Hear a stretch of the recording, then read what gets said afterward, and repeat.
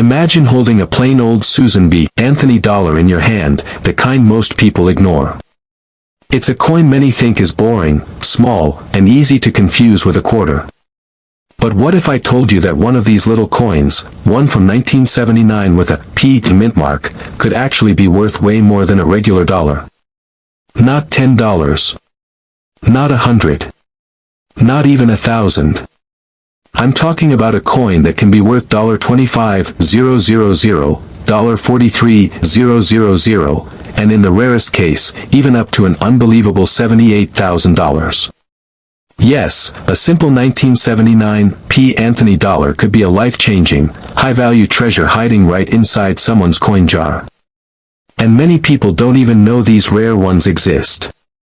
That's why this coin has become one of the most exciting modern coins to search for, and why collectors are still hunting for them today. The story of this coin starts back in 1979 when the United States Mint wanted to introduce a new, smaller dollar coin. They wanted something lighter and easier to use than the big Eisenhower dollar. They also wanted to honor a real American hero, Susan B. Anthony, a woman who fought for equal rights. But when the coin came out, people didn't love it.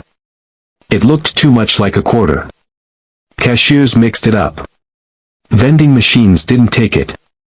Most people ignored it, and it faded from everyday use pretty quickly. But the funny thing is that this same unpopular coin ended up producing some of the coolest and most valuable mint mistakes of the entire decade. And those mistakes are what turned the 1979 P dollar into a hidden gold mine. During the year 1979, the Philadelphia Mint made millions of Anthony dollars, but it also made a lot of errors because the coin was new, the machines were adjusted many times, and the mint was working very fast. One of the biggest things that happened was the change between the narrow rim version and the wide rim version. The early 1979 coins had a thin rim, and people complained that the date looked too close to the edge. So the mint changed the die to make a wider rim. That small change made the wide rim version much rarer, and today collectors pay good money for it. But when the wide rim coin also comes with other rare mistakes, that's when the value jumps into the tens of thousands. Some of the most valuable 1979 P dollars are the ones struck on the wrong planchet. A planchet is just the blank metal disc before the design is struck. Sometimes the machine accidentally fed the wrong metal blank for the coin. When a 1979 P. Anthony dollar was struck on a planchet meant for another coin, like a quarter or even a foreign coin, it created a rare and unusual mistake. These wrong planchet errors can sell for $30,000 to $43,000, depending on how clean the strike looks and how much of the design appears. These mistakes are so rare that every time one shows up at auction, collectors go crazy for it. Most of them were never found in circulation, but a few were discovered later in personal collections, kept for years without anyone knowing they were holding something worth thousands. Another exciting type of error is the off-center or double strike mistake. Sometimes the blank doesn't sit correctly under the die, so when it gets hit, the image lands on the wrong part of the coin. This creates a dramatic look, like the design is sliding off the edge. If the off-center strike is big and the main features like Susan B. Anthony's face still show clearly, the coin becomes very valuable. Some of these can reach tens of thousands of dollars. And when a double strike happens, meaning the coin gets struck twice by mistake, you get a ghost-like second image on top of the first. These kinds of dramatic errors always catch attention, and collectors love them because each one is unique. No two double-struck coins ever look the same. But the most valuable 1979 P. Anthony dollar of all is the wild and almost unbelievable die cap error, sometimes called a brockage. This is the type of coin that can reach $70,000 to even $78,000, the highest known value for a 1979 P dollar. A die cap error happens when a coin sticks to the die and becomes like a metal cap. The machine keeps hitting new blank coins, but instead of stamping the normal design, it smashes the stuck coin deeper and deeper, stretching it upward like a tiny cup. The results look crazy, like something from a melted, twisted world. These mistakes are extremely rare because they usually get caught by mint workers, and most are destroyed. But a few escape, and when they do, collectors will pay huge amounts for them because they are so dramatic and so hard to find. A perfect die cap error is like the king of all Anthony dollar mistakes. People often wonder how these valuable errors survived. In 1979, the Mint was using high-speed machines, new adjustments, and was under pressure to produce millions of coins fast. When machines run fast, mistakes can slip through. Blanks from other coin programs sometimes mixed in. Some dies got worn down too quickly. Some coins didn't feed correctly. And because the Anthony dollar wasn't that popular, workers didn't pay as much attention to small problems. All of these things created the perfect storm for rare and collectible errors. Today, searching for 1979 P errors has become a popular hobby. Anyone can check their coins, and you don't need special tools to get started. People still find rare errors in old coin jars, in boxes of mixed change, and in collections passed down from family members. The idea that a little dollar coin can be worth $25,000, or $43,000, or even $78,000 makes the hunt exciting. It turns everyday people into treasure hunters. And because error coins have been rising in value year after year, collectors expect these incredible pieces to become even more valuable in the future. So the next time you see a Susan B. Anthony dollar, don't brush it off. Look at the rim. Check the design. See if anything looks off-center, doubled, stretched, or unusual. You never know, you might be holding a rare treasure that could change your whole day, or even your whole life. Sometimes the most amazing things hide in plain sight, and the 1979 P. Anthony dollar is the perfect example of that. Most people never think twice about a plain old 25-cent coin, but what if I told you that a simple 1967 Washington quarter sitting in a drawer, a cup holder, or an old jar could actually be worth more money than most people make in a whole year? Imagine holding a quarter that looks normal but is secretly worth $45,000, or maybe $73,000, or in some incredible cases even close to $90,000. That kind of discovery is the kind that makes your heart pound and your hands shake, because finding one of these rare 1967 era quarters can feel like winning a treasure hunt you never knew you entered. And the best part is, these coins are still out there. People find them in pocket change, in old family boxes, inside coin rolls, or in collections purchased at garage sales.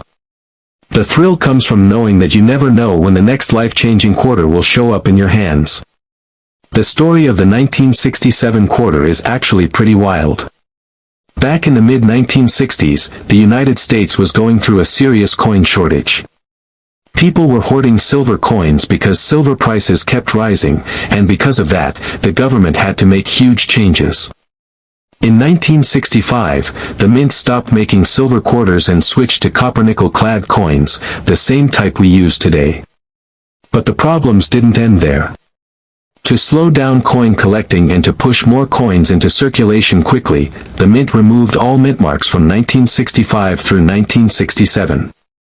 So quarters, dimes, and nickels had no D, P, or S on them at all. Everything looked the same, which makes 1967 coins especially interesting, because you can't tell where they were made. With billions of coins being created fast and under pressure, mistakes happened. Big ones. Rare ones. The kind of mint errors collectors get excited about. And when a rare error meets a high grade or a unique planchet, the value can explode into the tens of thousands of dollars. The most valuable 1967 error quarters are the ones struck on the wrong metal. Even though the Mint had stopped making silver quarters in 1965, a few leftover silver blanks still existed, and sometimes one would slip through and accidentally get struck with 1967 quarter dies. These mistakes are extremely rare, and when they are found, the value can be shocking. A normal 1967 quarter weighs about 5.67 grams, but a silver planchet weighs around 6.25 grams.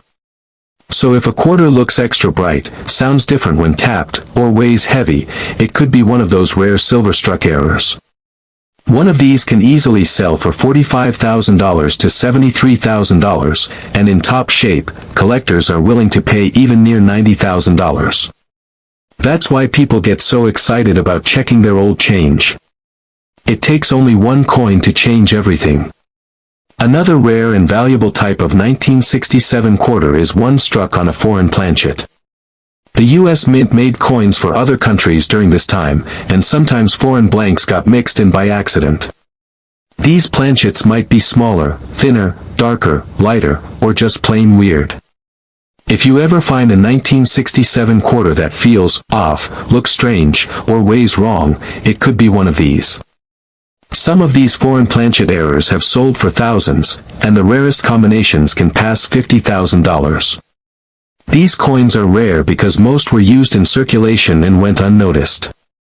Only sharp-eyed people or lucky collectors spot them today. Then there are the dramatic striking errors. These are the coins that really catch your eye because the designs look doubled, stretched, smashed, or printed twice. A double strike or triple strike is when the coin is hit more than once by the press, leaving multiple images of George Washington's head or of the eagle on the back. When the strike is far off center or extremely dramatic, the value climbs higher. Some of these can reach $20,000, $30,000, or even over $40,000 if the error is huge and visually impressive. People love these because they look like something that should never have left the mint. Another interesting type is when the clad layer is missing. A 1967 quarter normally has layers of metal, copper in the middle and nickel on the outside. But sometimes one of those layers is missing, and the coin looks half copper or has a totally unusual color. These mistakes can sell for thousands as well, especially if they are clean and well preserved. Although they don't reach the $90,000 level, high-grade examples still bring $10,000 to $15,000 in some cases. The rarest and most unusual errors are the die cap or bottle cap errors. These happen when a coin sticks to the die and keeps pressing into the next coins, forming a tall cup shape that looks like a metal bottle cap. These are extremely rare, very dramatic, and highly wanted by serious collectors. A big, clean die cap error from 1967 can easily go into the $10,000 to $50,000 range, depending on size and condition. The exciting part is that anyone can look for these coins. You don't need fancy tools, and you don't need to be an expert. All you need is a good eye, a scale if you want to check weights, and a bit of curiosity. If a coin looks strange, sounds strange, or feels strange, it might be worth checking. A normal 1967 quarter should weigh 5.67 grams. Anything much higher or lower could mean an error. A bright silver color could mean a silver planchet. A weird shape could mean a striking error. And any coin with obvious doubling or misalignment is worth attention. If you find something unusual, it's important to get it checked by a professional coin grading service. A simple certification can turn a quarter from pocket change into a valuable collectible. The history of the 1967 quarter is tied to a time of rushing, shortages, mistakes, and change in U.S. coin making. All of that pressure created the perfect conditions for rare errors to slip through. Most of the coins made that year are totally normal, but the handful that went wrong are now worth incredible amounts of money. That's what makes searching through old quarters so exciting, you just never know. Somewhere out there, in someone's house, in a forgotten jar or a roll of coins, a rare 1967 error quarter is still waiting to be found. And one of those could be the one worth $45,000, or $73,000, or maybe even $90,000. So keep looking, keep checking, and keep searching, because your next quarter hunt might just turn into one of the biggest surprises of your life.